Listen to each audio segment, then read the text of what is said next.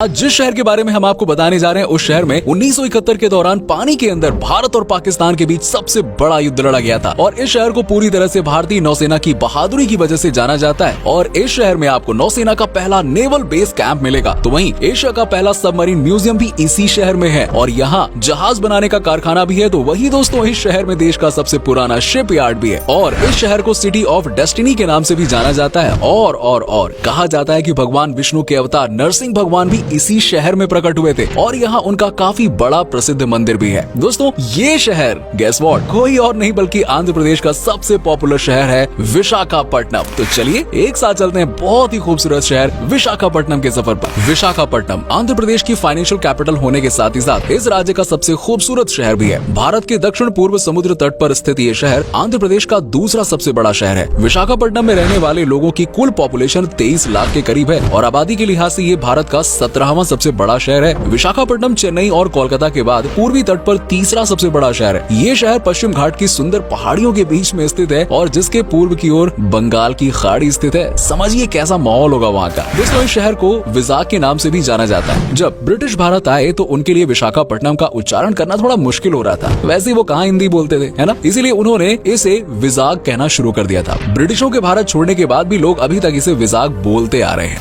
खैर दोस्तों कहा जाता है कि विशाखापट्टनम का नाम शौर्य यानी कि वीरता की देवी विशाखा के नाम पर रखा गया है। इसके अलावा इस शहर को सिटी ऑफ डेस्टिनी और jewel of the east coast कहा जाता है। विशाखापट्टनम शहर का इतिहास रामायण और महाभारत से भी मिलता है, जबकि ऐसा कहा जाता है कि एक समय इस शहर पर सम्राट अशोक का भी राज हुआ करता था। दोस्तों हर भारतीय का सपना होता है कि वो इंडियन आर्मी को ज्वाइन करे और इस सपने में कुछ लोग कामयाब हुए जबकि दूसरे लोगों के मन में आर्मी का चार्म हमेशा ही रहा। विशाखापट्टनम का आर्मी से कुछ ज्यादा ही जुड़ाव रहा है। यहाँ एक ऐसा म्यूजियम है जो आपको भारत के किसी दूसरे कोने में देखने को नहीं मिलेगा। कहा जाता है कि आप अगर सच्चे देशभक्त हैं और आपने इस म्यूजियम को नहीं देखा तो आपने क्या ही देखा यार। इस म्यूजियम को कहा जाता है INS कुरसुरा सबमरीन म्यूजियम। दोस्तों विशाखापट्टनम के इस म्यूजियम में आकर आपको ऐसा लगेगा ना जैसे आप असली सबमरीन के अंदर आ गए। सीरियसली एक समय के लिए तो आपको यहाँ पर वॉर वाली फीलिंग भी आ जाएगी और यहाँ आकर आपको पता चलेगा कि सबमरीन के अंदर लोग किस तरह से रहते हैं। रियली एशिया में ये इस तरह का पहला यूनिक म्यूजियम है जिसकी ओपनिंग 2002 में हुई थी और इसे अभी भी नौसेना से ड्रेसिंग शिप का सम्मान दिया जाता है। इतना ही नहीं दोस्तों भारत की पहली न्यूक्लियर सबमरीन INS अरिहंत को भी विशाखापट्टनम में ही तैयार किया गया था। यस इसे 2009 में लॉन्च किया गया था और 2016 में इसका परीक्षण पूरा हुआ और अमेरिका, यूरोप, रूस, चीन और फ्रांस के बाद भारत 6वां ऐसा देश बन गया था जिसके पास स्वदेशी न्यूक्लियर सबमरीन है। यस वही दोस्तों विशाखापट्टनम में भारत का पहला नेवल बेस है। इसी शहर से भारतीय नौसेना को अपनी वीरता दिखाने का मौका मिला था। 1971 में भारत और पाकिस्तान के बीच समुद्र के नीचे युद्ध विशाखापट्टनम में ही लड़ा गया था जिसे पूरी दुनिया गाजी अटैक के नाम से जानती है। इसी युद्ध में भारतीय नौसेना ने पाकिस्तान के सबसे खतरनाक सबमरीन गाजी को पानी के नीचे हमले में खत्म कर दिया था। अगर आपको भारत और पाक के बीच विशाखापट्टनम में हुए इस युद्ध की कहानी देखनी है तो आप Bollywood movie the Ghazi attack भी देख सकते हैं। वैसे दोस्तों आपको बता दें कि आंध्र प्रदेश राज्य के दक्षिण पूर्वी तट पर स्थित विशाखापट्टनम पोर्ट भारत का सबसे बड़ा बंदरगाह है और देश का सबसे पुराना शिपयार्ड भी है। बंदरगाह समुद्री जहाजों के ठहरने की जगह को बोला जाता है। विशाखापट्टनम बंदरगाह एक प्रमुख बंदरगाह है क्योंकि इस पर एक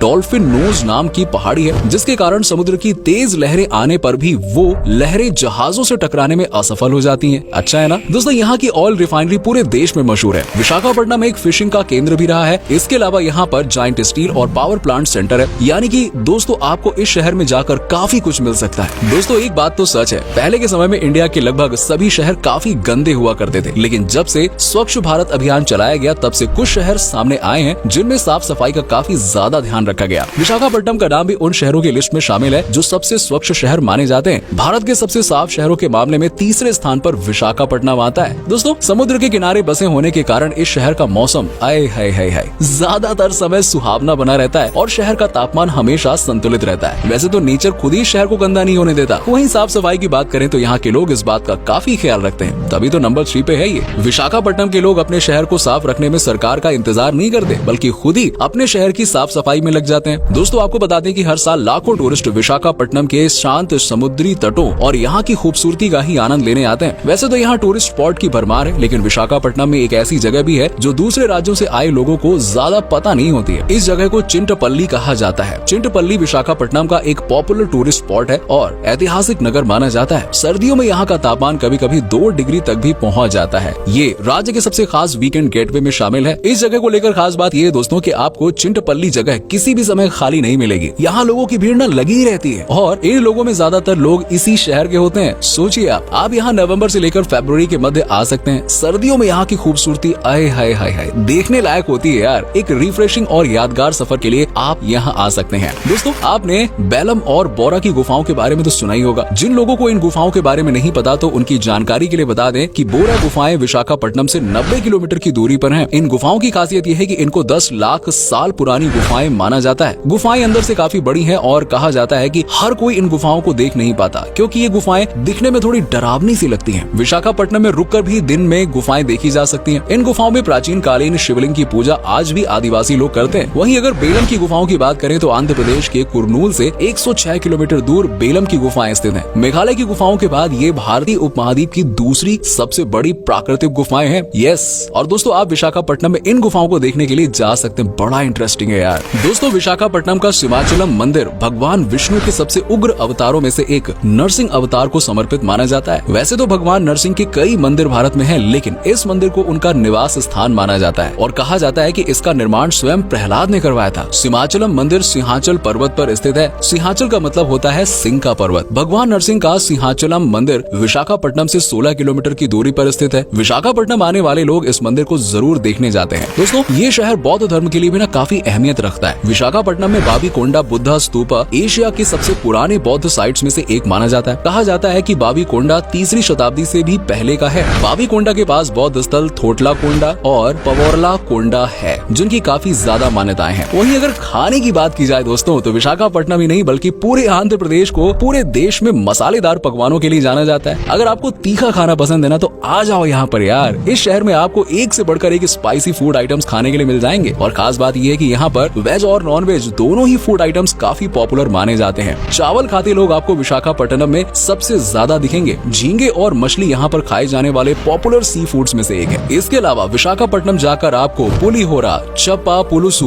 गोंगुरा पिकल, अंबाड़ी, पेसारत्तू जरूर ट्राई करना। वैसे नाम हो सकता है मैंने गलत ले लिए हो, लेकिन ये नाम थोड़े अजीब है, पर हाँ आपने जरूर ट्राई करना। बहुत टेस्टी है यार। वैसे तो विशाखापट्टनम में कई फेस्टिवल का आयोजन किया जाता है, लेकिन हर साल यहाँ होने वाला विशाखा फेस्टिवल सिर्फ विशाखापट्टनम ही नहीं बल्कि पूरे आंध्र प्रदेश का सबसे खास और ग्रैंड लेवल पर आयोजित होने वाला त्योहार है। दरअसल इस त्योहार को इसलिए भी इतने बड़े स्तर पर आयोजित किया जाता है ताकि यहाँ टूरिज्म को बढ़ावा मिल सके। ये फेस्टिवल 3 दिनों तक चलता है और हर दिन इस दौरान विशाखापट्टनम में हजारों लोगों की भीड़ लग जाती है। अगर आप विशाखा त्योहार का हिस्सा बनना चाहते हैं दोस्तों तो अपनी ट्रिप तभी प्लान करें जब विशाखा त्योहार का शहर में आयोजन हो रहा हो। दोस्तों विशाखापट्टनम पर आप रिलैक्सिंग टाइम बिता सकते हैं। यस, साथ ही शॉपिंग करने का आनंद भी ले सकते हैं। इसका तो क्या ही कहना यार, जितनी करो उतनी कम है। यहाँ अगर आप ऐसी चीजें खरीद सकते हैं जो आपको सालों तक विशाखापट्टनम की याद दिलाती रहेंगी। खास तौर पर यहाँ मिलने वाली पोचमपल्ली इकार्ट साड़ियों की बात तो अलग ही है यार। इसके अलावा कलमकारी पेंटिंग और कोंडापल्ली वुड के खिलौने भी आपको यहाँ पर जरूर खरीदने चाहिए। वैसे विशाखापट्टनम में शॉपिंग करने के लिए कई बेहतरीन जगह हैं जिन्हें आपको अपनी ट्रिप के दौरान जरूर एक्सप्लोर करना चाहिए। लेपाक्षी हैंडीक्राफ्ट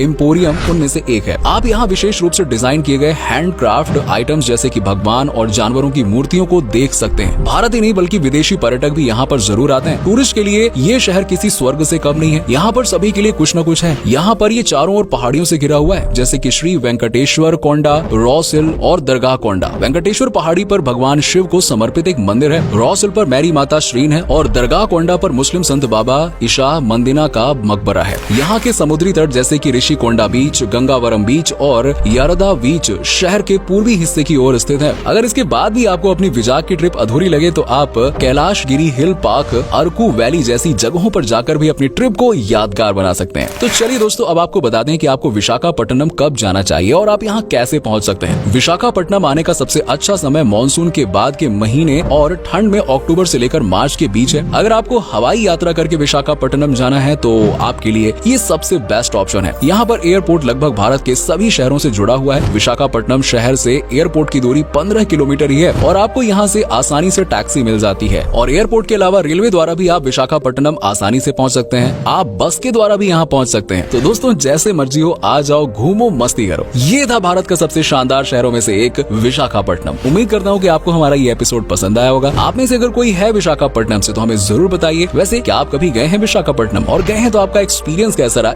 ये भी हमारे साथ जरूर शेयर करिएगा। साथ ही साथ वीडियो को अपने दोस्तों और रिश्तेदारों के साथ में जरूर शेयर करिए।